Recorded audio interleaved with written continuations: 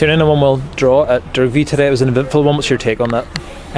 If I'm honest, I'm hugely disappointed. I thought we'd done enough to win the game, especially in the second half. We created chance after chance, and we should have been up the road with 3 points, but it wasn't to be.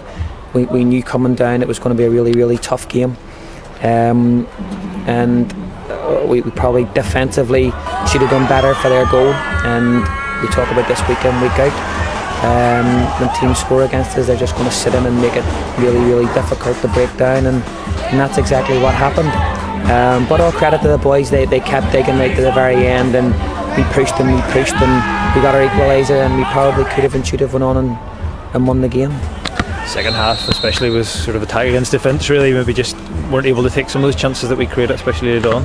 Yeah, I think that's football. I think it's frustrating because you know that you're doing enough to go and win those games, and on another day we probably could have and should have won that game 4 or 5. But it was a tough day. It's a tough pitch, it's a tough place to come. They worked really, really hard. All credit to Dergview. They got their numbers behind the ball, they threw their bodies in front of the ball, they done everything that they needed to do to get something out of the game, and as I say, all credit to them. They made it extremely difficult for us.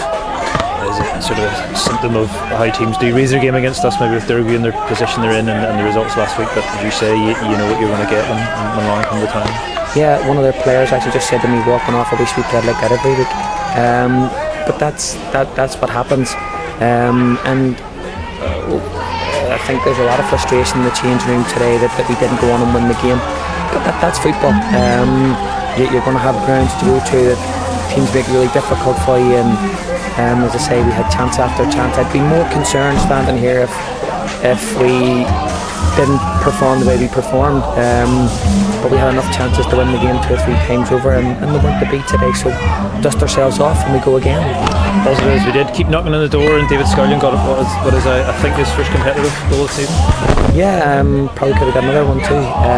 Jeff had a great chance that came back off the post, I think, and yeah, as I say, we can talk about could have and should have and would have, but it is what it is. We got a point, and we'll go down the road, and as I say, we'll build on that.